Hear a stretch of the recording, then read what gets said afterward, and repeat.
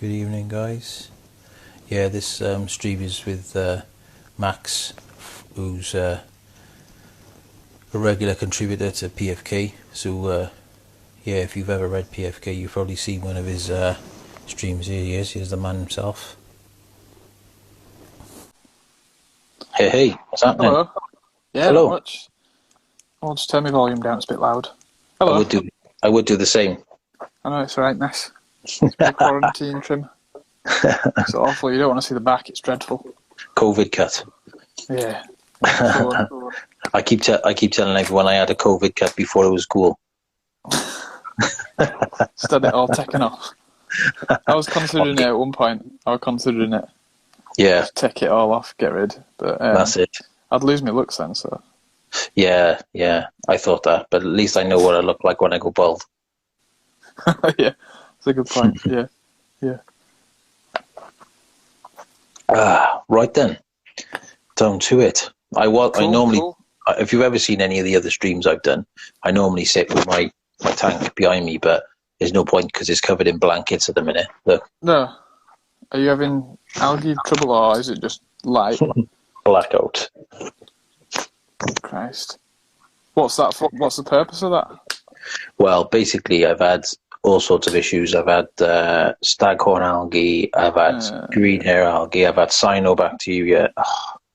Just the whole cast? The whole lot, Sounds yeah. like. I mean, yeah, basically what's been happening is I was trying to get the tank ready for contest this year. Yeah. And basically I was trying to cheat a bit. So I was like banging the ferts in, turning the lights on, banging the CO2 in. Yeah. And for the first 4 months, it grew like stink. And then all of a sudden, it just crashed. Started noticing like algae and stuff like that. And I was like, man, I've got to try and alter things. And obviously in doing so, I've done something wrong somewhere. So I'm starting again, basically. Yeah. That's so annoying, isn't it? There we go. I'd have a tank in the background, but I don't have any tanks in the house. They're all in the fish room, and just all in the fish room, and it's obviously sealed up with tin foil and all sorts to keep the heat in, and you just don't get any signal in there. You get nothing, so you get a black screen. Okay. Yeah, that's what happened when So I'm sat in bed. What's that? I'm sat in bed instead. You sat in bed. Yeah. Oh, okay. Yeah. At least you got clothes on anyway. That could have been a different stream altogether. That could have been a different stream. Oh dear. So, and they say us. Go on, sorry. Go on. I said, and they say us fish tank people haven't got a sense of humour. I know. I beg to differ. Got plenty. That's it, isn't it? No worry about that, yeah. So, I've got a question for you, actually, on the staghorn issue, because I was riddled by that once. When I were into, I sort of used to do a few scapes now. What's your sort of, how do you get rid of it? What do you do? Well, one of the easiest ways to get rid of it would be to use liquid CO2 and fog it. Yeah. Basically put in a syringe. I think Yuri's has done something similar now on his channel, where he's had it in this big tank at a dentist or something, or a children's play centre, I think it is. And basically he just literally sucks up the liquid CO2 into a syringe, like sort of halfway in and has half air, and then literally puts it into the water and just blasts the staghorn algae with it. Fair enough. Some way of doing it, yeah. But that's okay if you've got a couple of sort of localized areas. But if you have it sort of throughout, you have to just treat the tank. Or what I'm doing now is blacking out the whole tank. Yeah. I remember I had the issue and I tracked it down to phosphate. We've got hideous amounts of phosphate in the water. So I started using RO water with a DI pod on it. Cleaned out the filters a lot more regularly, sort of like once a week, just to stop any build-up of mulm. And then just clipped out anything that was obviously badly infected. I think I turned the flow up as well on the aquarium. And That's what I did. I added a power head to that. What else did I do? I removed as much manually as I could, scrubbed it all, cut off any sort of really mega infected leaves and stuff. But basically I just decided enough's enough. I've done it before, especially with Sino, and just blacked out the tank. And I just thought I'll go from there. Fair enough. Yeah, it is what it is. And I said to, because this is my first high-tech system, because up till now I've never really bothered with CO2 because I've never really felt the need to. And obviously with the job that I do, most of the clients that I've got, they don't want CO2 bottles and all that faff. They just that's right. They just want something nice to look at. So so yeah, I just thought, well, I'll try it, and there we go. If it doesn't turn out, I'll go to a black water system and put discus in it. Yeah, that'd be pretty cool. That's my type of fish, obviously. Yeah. I love all that. I mean, I've always been a fish keeper first. Yeah. Well, and I guess, well, that's it. And I mean, you go good different directions, don't you? Yeah. And I mean, that's why I was shocked by you, like 22 years of age, like, and knowing what you know is just crazy because obviously you've obsessed with it and try and learn as much, but you've kind of gone. Sorry, putting stuff on the floor. You've kind of gone down the Latin route and fish breeding route, and absolutely. I saw you had a bit of a chat with the crazy Polish guy, Jack. Jack, yeah. Yeah, he's a good boy. He's knowledgeable as well. Oh, he's mad smart. as that. Smart. Mad as a box of frogs, but he knows his stuff. Yeah, I used to chat with him a lot when I worked at the shop because he lived local. Oh, okay. And he'd come in and he's into like weird stuff. Like I say, weird stuff. If it's something a bit unusual, he'll take it. Not so much oddballs, but it's different. It's right up his street. Well, so he's different. He lives with sugar gliders, so he's got sugar gliders in his front room running around and stuff. And I think his living room's a fish room. Last time I saw images, he's just got racks everywhere with different puffers and big groups and Tropis, shiners, a big Congo. He's got all sorts, hasn't he? Did he tell you about the freshwater seahorses? He's told me about them a while ago. I can't remember. Did he get hold of some? No, he was after some, but apparently they were, because of where they were found, they've been... the area's been classed as a, protected site, protected scientific area. Yeah. Somewhere in the Thames, apparently. Yeah, I've heard of that. Yeah. I suppose those ones are probably more in estuarine conditions. Well, I thought that, but what he said, go on. From his sources, is obviously they'd come in from the sea, they've become locked in freshwater, but now they've become totally freshwater. Right, okay. But it depends on how far up the Thames that they've been found. Yeah. I know a lot of places will call things freshwater when they're not truly freshwater. A lot of species that are brackish they call freshwater because they're found in rivers, and obviously you assume it must be freshwater. But even a couple of miles up an estuary, it's still a bit salty. Yeah, that's right. That's where a lot of the confusion comes with. So you get your freshwater moray eels. There's one actual freshwater species. It's called Gymnothorax polyuranodon. It's found sort of between right down to Queensland and up into Indonesia, and sort of everywhere between. It can be found in marine, fresh, and brackish conditions where it can be considered. So, are we talking now? Seahorses? No, sorry, moray eel. Eels, yeah. But there's one moray eel that is freshwater. And then there's another one that they call freshwater. It's a grey colour. They call it tile, Gymnothorax tile it's called. And that's not freshwater. That's a brackish species. Brackish. That's where the confusion comes about, because it's brackish. They call it fresh. I'm looking forward to seeing Pete, Amateur Aquatics, because he's just successfully bred Amanos. Has he really? Yeah. He's got 3 young now. Or 3 shrimplets, I should say. I saw his stream with George the other day, and he said to me in my stream that he was going to have a go at it. Yeah. But when I seen his stream with with George, he said that he successfully bred them. Are they in freshwater now? Has he got them not yet. All right, okay. Not yet. Still in. I think he said his salinity was 1.024. Right. Okay. So it's that's all. Yeah. So it'll be dropping down soon.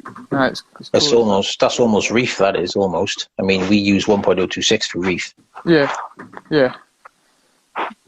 So yeah, he's got a cool, slow.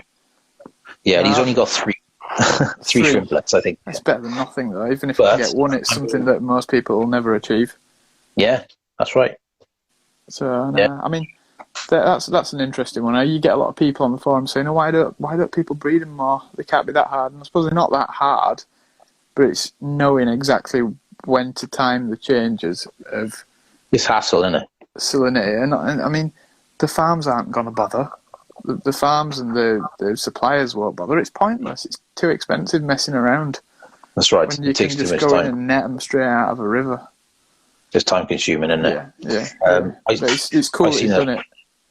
I've seen a lush. I think they called it a Galaxy Amano, which is like an Amano shrimp, but it's like had colour to it. Right. Okay. I was on one of Chris Lukoup's, like one of his streams. Was it that Papuan species that was sort of blue and? I think so. Well, yeah. No, that was interesting. I thought I fancy some of them. Yeah, because I like them. They're not cheap, but they're boring. Yeah. That's cool. I'd like to see some of the different shrimp come into the hobby. They just don't. It's like I like the Salawasi stuff, but it's just crazy expensive usually, and quite difficult to soft but alkaline water. Awful to achieve that sort of thing, especially when it's so warm as well. Yeah, exactly. Yeah, so I never even ventured to Salawasi or anything like that. I mean, the most I've ever kept is Neos. You know, your cherries, your realies, that kind of thing, and then your Caradinas. Then, like I've had crystals, PRLs, red crystals, black crystals. I've had, but that's about it. And Amanos, of course. Everyone's had Amanos. Yeah, everybody's had Amanos. I've got a couple of realies kicking about in some fry tanks at the minute, but I don't really try with them. They're just in. Yeah, you know Gabor, don't you? You will do work at a PFK. Yeah. Yeah, well, I'm supposed to be picking up some blues off him at some point. Right, okay. Are they like the carbon? They call them the carbons. Carbon blues, yeah. Because are they really? And they're a Neo, so yeah. So they're the same species. They'll be same species, won't they? Yeah, so they're all going to be related. I wouldn't keep sort of blue realies, red cherry shrimp, and say orange sakuras together because you'll just get a mishmash of random brown jobs. Yeah. Eventually they'll go brown. Yeah, eventually they get there, don't they? Yeah. Wild. Yeah, they'll go back to brown. So that's for that tank over there. Because at the minute I've just got those Rasboras, the ones I shared to you the other day. Yeah, the Borapatensis, the red tails. That's the one, yeah. Yeah, lovely. I'd not seen them before. I just wanted an alternative to the usual tetra. It's mad that they're not more common because they're dirt cheap, tough, and not hard to get hold of. Oh, and they fit into like any community perfectly fine.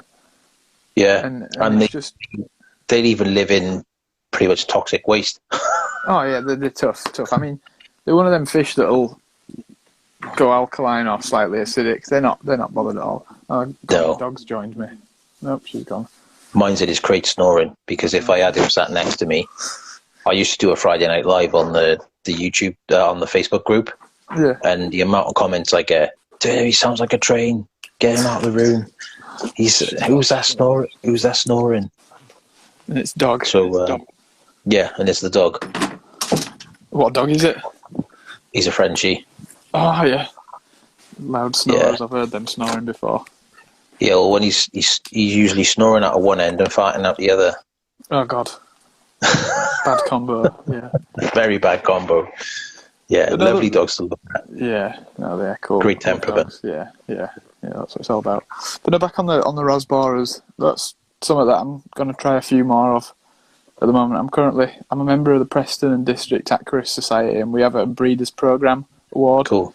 So you've got like 4 certificates to work through, The first one's like breed 4 species, and it doesn't really matter. That's your beginners, your intro.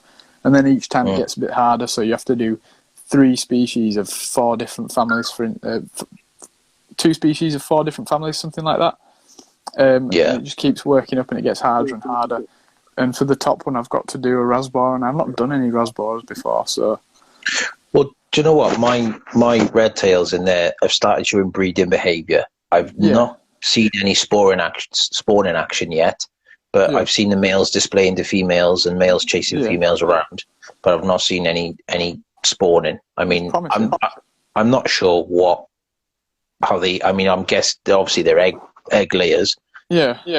Are they scatterers? I don't know. Do they lay on leaves? I think they'll be scatterers. I think they will.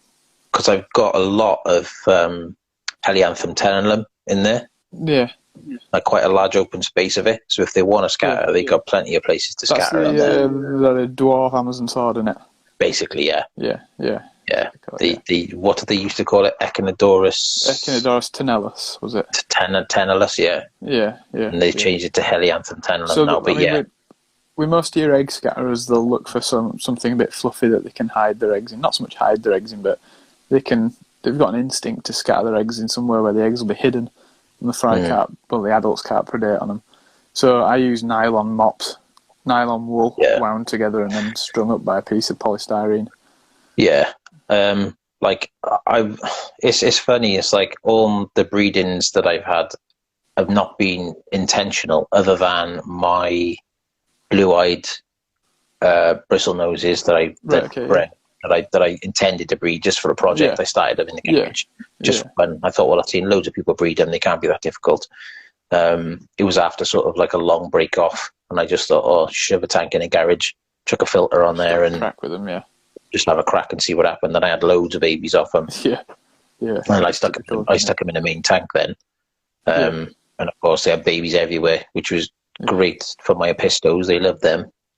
I can imagine. My apistos loved them. They'd be loving it. I've got to do a few catfish for the programme. I'm doing Corydoras CW23, which is one of the lasers. It's quite red. Oh yeah, it's a red coloured one. It's quite nice. Someone I know's bred the gold lasers fairly recently. He's got quite a few of those. Yeah. I think with a lot of the cars, it's getting them going initially and then trying to stop them afterwards. That's the plan, hopefully. At least with the easier ones to do. Yeah, because I've had stir-by breed in a tank before. Yeah. Because they were the only Corydoras in the tank, and you noticed the eggs being scattered all over the glass. Yeah, of course. Yeah. They never survived because the discus used to peck them off. Used to follow the. Yeah, I've seen that way. Discus follow the cories along and just follow the cories. The eggs come out, they pick them out, and they know what's going on. Yeah, but it's funny because when I used to have my discus, now I didn't pair them off. I didn't breed them intentionally. I tried to in the end. I tried to get a pair, stick them in a 2x2 cube, and then try and get them to breed and try and rear the young. Yeah.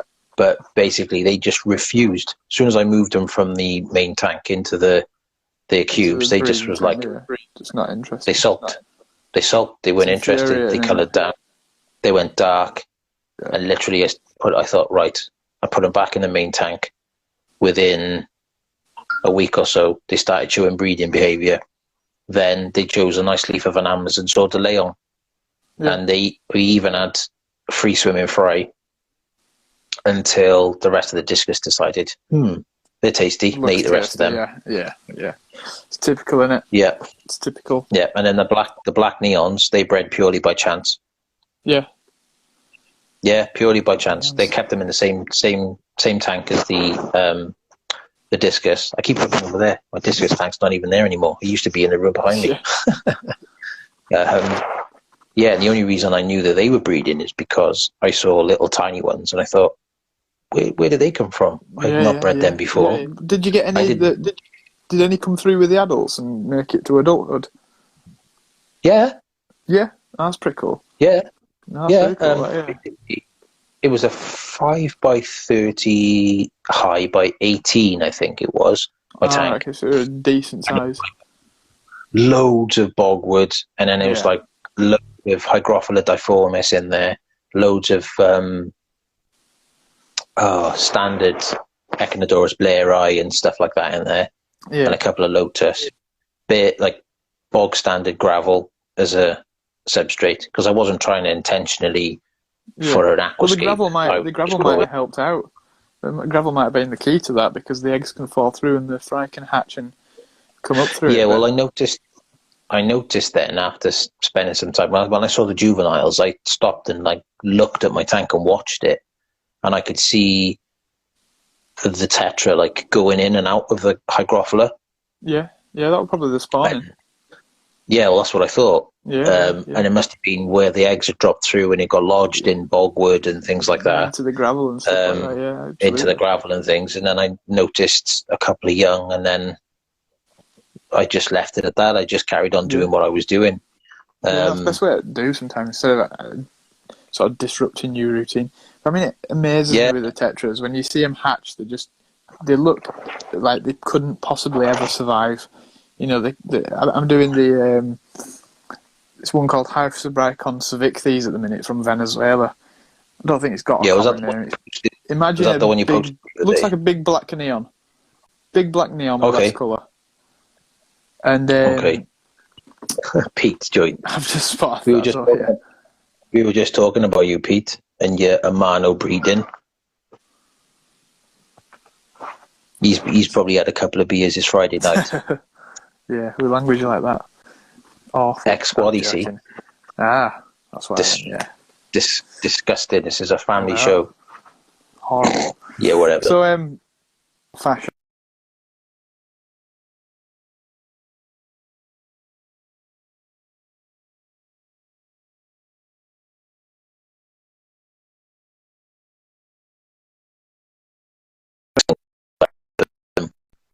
Hey, what's happening?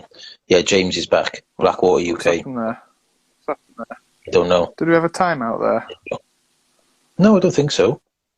No, it went black for me. I haven't seen anything for a couple of seconds. No, I'm not black. I'm perfectly fine, I am. No, I'm back now. We've had a timeout. We haven't just on the wrist from Instagram. Your new Tetra. Sorry, yeah. So I set them up in the 10-litre B&M tanks, or the little 11-litre job acrylic things, and I put a spawning grid over the usual way. So I put them in, and they give me a load of eggs. A lot of them don't hatch; they're often infertile. But the fry, when they hatch, they're so small. They're like grains of sand, and you're thinking, how could something so small and helpless ever survive in the wild? It baffles me at times. Yeah, especially when you think what they come through and exactly, yeah. But I suppose it comes back to the idea that a female, each fish only has to replace itself once to hold the population steady. It only has to produce one viable offspring to keep itself from going extinct, if you think about it like that. So they can produce 150 eggs each female from a spawning, but only one of them has to make it to adulthood to be successful. Or two, I should say, because the male doesn't produce eggs. So, So I suppose that's why they are completely useless little tiny things that aren't really going to survive. And they're not built to survive, but one or two will. And that'll do fine for them. Yeah. Yeah, that's awesome. That is.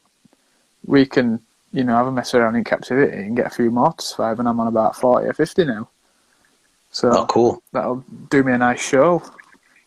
Yeah. So I think the only thing I've ever really bred, like I said, was those neons, discus, apistos, those blue-eyed bristle noses. Everyone's bred guppies and platies and stuff. That just happens. You don't even have to do anything. Yeah, you just leave them be there. Yeah. I had to go with giant betta once. Yeah. That either goes really well or really badly. They were huge. They're massive, aren't they? And I was dicking about with it. I didn't know much about it. You know what I mean? I had like a 30 centimeter Denley cube. I just banged the male and female straight in there, not thinking. Yeah. And within sort of days, we had a bubble nest. Yeah. I saw them wrap. But then I think I don't know what happened, but he got very aggressive towards her, so it must have been he was trying to be protective, and obviously me not doing my research back then, I'm talking maybe 10, 15 years ago, maybe. He battered her, so I had to take her out. And of course, I don't think the fry survived. But it's awkward, isn't it? It's awkward. Yeah, I think so my days of sort of intentionally breeding and having like a fish room and all that is long gone. I just like keeping nice display tanks now. But that's if they breed what in you like do, babies. That's the art of the hobby. Like, everybody's got a different take on it, and everybody does something a little bit different. Yeah, I mean, I love it. Don't get me wrong. Yeah. But everybody has to have their own thing. Yeah, I can't remember who I was talking to now. Oh, that's right. When I did the thing for Jeremy, and he asked me what would like my dream set, what my dream setup be, and I said either probably like a fully scaped, all ADA system, like the Ferrari of aquascapes, or maybe something more realistic, and something like a 6 or 8 foot tank with like blackwater, discus, cardinals, all that kind of stuff, South American, something like that. Just something lovely to look at with lots going on. That'd be my dream as well, but I'd want to go big. I'd want to go big so I can have all the fish that I want. 8, 10 foot with rays and all. Well, if I were going to go rays, I'd probably want to go a pond. A viewing panel sort of pond, so I can see him on the bottom. Yeah, that makes sense. And I'd probably put things in like large silver dollar species, big cichlids, and that sort of thing. Yeah. But if you'd go on. You'd probably love James Muggleton's display tank. Fur and Fins is where I go to buy the majority of my fish. He started off as like a garage seller, but he's like a legit business now. Still selling from the house, but he's a separate entity from his house, so he's actually classed. He won PFK, like Welsh Fish Store of the Year or something last year. Yeah, he won that, rightly so, because the winner the year before was a bit controversial. There was letters written and all sorts. Yeah. And his display tank, he's got tons of stuff in there, massive stuff as well. It's some crazy huge things in there. Fish will grow big when you look after them properly. Oh, he's had like tiger shovel noses and all sorts in there. Yeah. Done right, they look amazing in a display, but I think that's one of those. I mean, tank busters is probably a topic for another day, because I can ramble and ramble. Oh, God. And I can give you totally. All, my view of that is that the more mollies, guppies, and community fish are abused than tank busters, but the difference is at least you can actually house mollies and guppies and community fish, but tank busters you really can't unless you've got a massive pond. So I mean, that's my take on it. Yeah. Who's to say I'm right or wrong? Personally, tank busters. When you're talking, when you talk tank busters, most people refer to the red-tailed cat, and in my opinion, it shouldn't be involved. It shouldn't be allowed on the hobby. Do you know what I mean? It should be something that you should have to apply for a license for. Like a dangerous animals license or something like that. Yeah. In which case, somebody comes out, assesses what you think the housing is, correct for that species, and then you are granted a license, and then you can house that fish. Otherwise, no. Yeah. And that's my take on it, because it's in an ideal world, I'd love to see that happen, but my only issue with that is that once one fish gets licensed, how long does it take until everything's licensed and monitored? Yeah, but when I talk about licensing, I'm talking about all tank busters, anything massive, like tiger sugar noses, like alligator cars, arapaima, things like that, things that are going to get huge. And there's no way the majority of people would be able to house something that massive and care for it properly. No. That's public aquarium stuff. Yeah, absolutely. I think the onus for now has to be on education and for sure pointing people. If LFS staff help, they can point people in the direction of good alternatives. So So every tank luster has a perfectly viable alternative that can. It might still be a big fish, but it can live in an aquarium. Yeah, for sure. Like for argument's sake, I don't want to.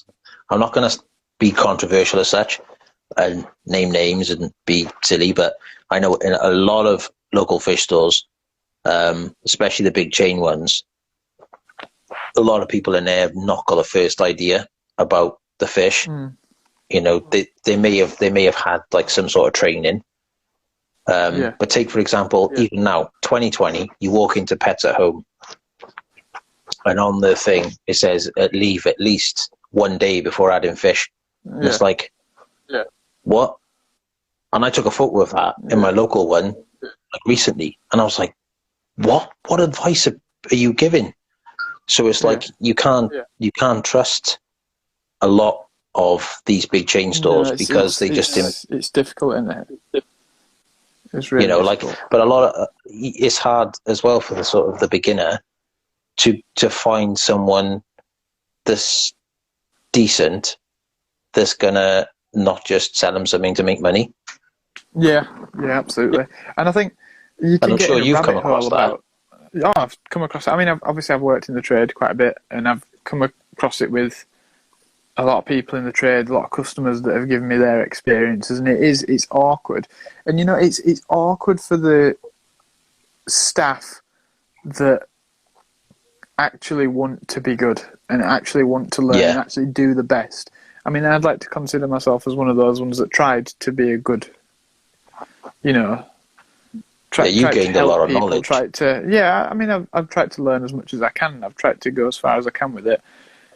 And they're not all bad. You can't slate them all. Absolutely not. But the problem is you try, and then customers still come, and they've got this mindset that all members of staff in stores are absolutely useless, and then they'll give you a hard time as well. So it's like I know it's really awkward. It is awkward. It's funny because you can't really blame them. You can't blame them. No, because people are trying to be cautious as well. Yeah, absolutely. But it's funny. It's like me now. Most of the places around here know me because of the job that I do, and I've been around for a long time. They don't even bother now. They're just like, "What do you want?" And I'm just like, I have that. They wouldn't even ask me, like, is the tank mature? Have you got a sample of your water? You know, they wouldn't even ask me because they know that I kind of have an idea what I'm talking about. Yeah. But I suppose it's really easy to gauge what sort of idea people have about fish when you're working in the shop. You know, just by the opening question. You know, if they you know, it's not hard. It's not hard to work out who knows what they're on about and who doesn't. You know, when they walk into a shop. I mean, do you find, like, because you're young, if you walked into a shop that didn't know you, do you reckon people will just automatically presume you know nothing about fish? 100%. Because it happens a lot. It happens a lot. I mean, it was only a few months ago I walked into a shop that had some unusual cichlids in. Not overly rare, but something you don't see every day. And I asked him what species they were. I said, are they this species? And he says, no, they're not community fish. You know, that was his answer. They're not community fish. You can't keep them with community fish. And I'm thinking, that's not what I asked you. But obviously, he just assumed that I just wanted to. I saw them and they were big and they were colourful, and I wanted them to put them in with community fish. So, I mean, yes, it does happen. It happens a lot. And I think I bet that really narks you as well. It does nark me, but you've just got to take it on the chin and accept it. There's no point in getting hung up over it. But I tell you, it also. Well, I mean, I was guilty of it myself. Because I automatically assumed that you were older than you were.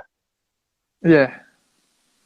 It's just one of those because of the knowledge, the knowledge that you have, and like, you know, the Latin and stuff. It's like you're talking stuff that my mate Colin, and say, Carl, you probably know Carl Bethel runs Cichlid. Yeah, I know of him. Yeah. I think I bumped into him once or twice over at Pier. Yeah, Nathan did a thing with him back last. I read that. And he's like a biologist and a flipping South American expert. Like, So they're kind of my go-to guys when I need advice on fish. Yeah.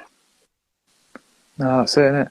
But I mean, women get tanned with the same brush as well, I think, a lot of the time. I've worked with women in the shops, and it's awful, really, that people will just assume that young people and women don't have a clue about fish. It's strange. I've noticed it in aquascaping as well, that it seems to be a very sort of male-dominated hobby, part of the hobby, but then now more and more and more women are coming into it, and like people like Balby, she's making a real impact because some of her stuff is amazing. And I met Balby last year. She's a laugh. Yeah, that's cool, isn't it? But I think maybe I'm at risk of sounding a little sexist one way or the other with this statement, but it's a surprise considered that women are generally considered more creative, that they're not quite so dominant on the aquascaping scene.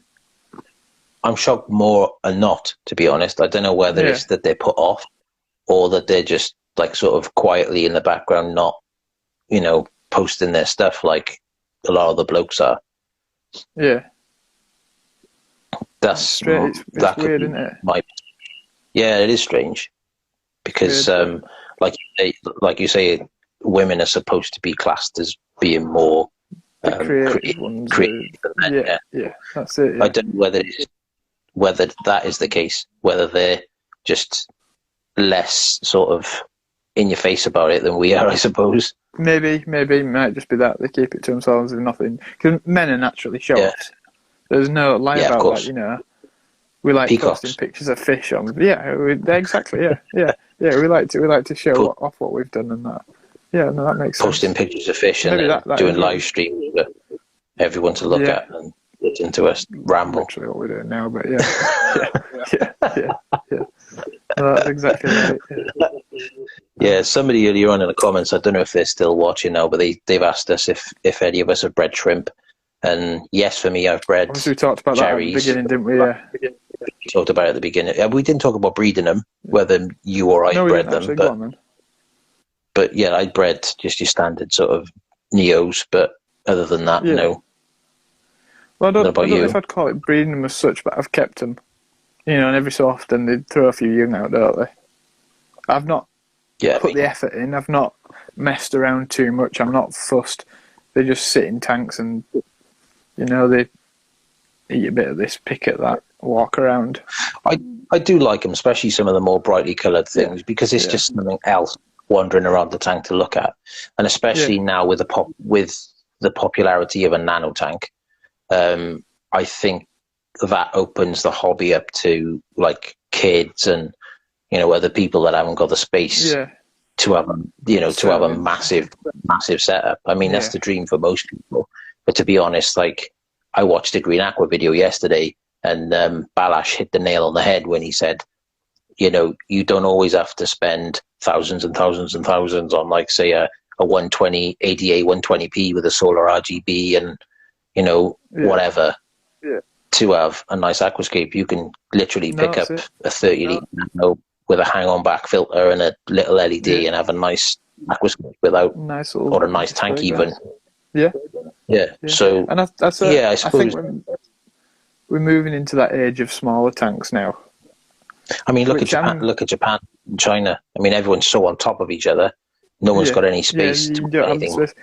But I think it can go one way or the other because that's where that upside down fish tank, aquarium, pond thing came out of, didn't it? Yeah, I've seen that. Yes, they can build up and the fish can move. But I think with the small tank thing, where it could go one way or the other. So I mean, there's lots of smart, responsible people out there who are happy to pick small, colourful fish that work well.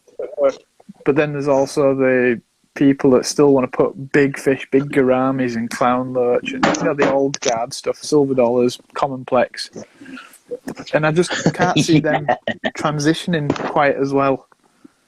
Yeah, let's stick a red tail cat in a 30 litre nano. Yeah, that's not good. Yeah, let's stick eight red belly piranhas in a 60 litre. Not to say I haven't seen it done, because I have. No. I think probably the term to put on it is millennial fish keeping. that we're moving Yeah, I into, suppose. keeping sensibly sized fish in, you know, tanks under 100 litres. Lots of colour, like some of those smaller shoaling fish. The micro rasboras. Yeah. I've kept them, the chili ones. I forget the name. Bararis, which is actually That's the one. an anagram of rasbora. If you hadn't realised. It is. Yeah. Yes, I didn't until you just said, but yeah, it is. Yeah. Which is cool. But no, I think you've hit the nail on the head with the Galaxy rasboras, or the Danios as it is. I need to have a look on the taxonomy of that, because I know there's been a change around. I don't know if they are Danio currently or not. But they're like the classic millennial fish. You know, they're small and colourful. Just easy. Like, why aren't more people keeping that sort of thing? Well, they are. More people are keeping that sort of thing now, and that's good to see. Yeah, shrimp, and like the popularity of nerite snails, because they're relatively small, they're really colourful, and they don't breed in fresh water. Yeah. Well, they do breed, they lay eggs. They need, it's brackets to survive. Yeah, a little bit like the Amanos. I know there's a genus of nerites, or closely related to nerites, that do actually breed in fresh water, but they're really awkward. Are they as colourful, to keep though? alive. Not quite as colourful, not quite. And they're quite finicky as well. They need a lot of fresh algae, you know. Oh, do they? So they're not. Yeah. They don't really do well on prepared foods. Oh, they're welcome to my tank on lock. Yeah, but I don't think they'll eat anything but, like, you know, just basic green algae. They're just not interested in much else. They're really, really awkward thing to keep alive. So another nice question just came in from the same guy who asked about the shrimps. With all the nano tanks becoming popular, would you think the larger cichlid tanks, etc., are dying out because they're not seen as sexy? That's a good question. I don't. It is a good question. I think. What's your thoughts on it? It depends on what type of cichlid we're talking about, because it's so vast. It depends if we're talking about central. Sorry, Pedro just asked me to give him a smile, because I'm always serious, or my concentration face, as I like to call it. I know, another one. But I'm deep in conversation, Pedro. It's a difficult question to answer. I guess it depends what type of cichlids. I think Central Americans certainly seem to be dying a bit of a death. I don't think like the peacock bass, like that. Well, the peacock bass, I don't know. Thankfully, they've never been too popular because they're massive. I love them, but they're massive.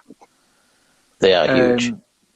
Yeah, they're a big old fish, and you need a big old tank for them. But I think big cichlid tank, I don't think there's as many of them. I don't think there's as many Malawi tanks kicking about at the moment. I don't know why. I've just done one, funny enough. I've just done one, funny enough. Yeah. Well, they're good. Done right, they're good. Done right. But I do think they are dying a bit of a death, and I don't know what that is about. Maybe it is this millennial. I think a lot of it is to do with the size of the tank that you need to keep them, you know? You know, because when you think of the size of a male peacock and a male hap, they can get huge. Yeah, you're pushing on 25, 30 centimetres total length. Yeah, some of them. Big. And I mean, you need a 6-7 foot tank easy for a few of those. For peacocks, really, you do need something. I mean, a bog standard minimum would be, in my eyes, 5 foot, and you'd want it quite deep as well. But I mean, 6-7 foot is what you want for your big peacocks, really. Yeah, well, that's funny enough. The tank I just done now is 7 foot. I think it's 7 by 2 by 2, which is great. I mean, the large majority of that's taken up with rock at the minute. yeah. It's crazy, isn't it? Midas cichlids. That's a good one. They're not. I don't think they're as popular as they were.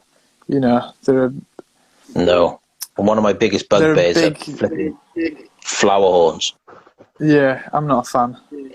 I'm not a massive fan of any of the big Central Americans or the Central American derived species, because they're big, they take up a lot of space, and it's space you could be doing infinite times more interesting projects with. Yeah, and to be honest, they're aggressive. You know, they're generally aggressive. You're not going to get away with putting much with them. No. And other than their own species, and even then, if you want to make a nice display, you may as well kiss that goodbye because they'll uproot everything. You know, they love to redecorate. Right. Yeah, they do. Right, I'm going to have to cut this short, mate, because I've got to shoot off. But yeah, we'll have to continue this again because I could probably talk for another 2 hours. Especially and maybe just base it all around nano species. Yeah, no, that would definitely be something I'd be up for. Yeah, I mean, I can talk nano species all day long. I mean, don't get me started on pistogramma like Pedro's just said. You won't stop me. But yeah, definitely.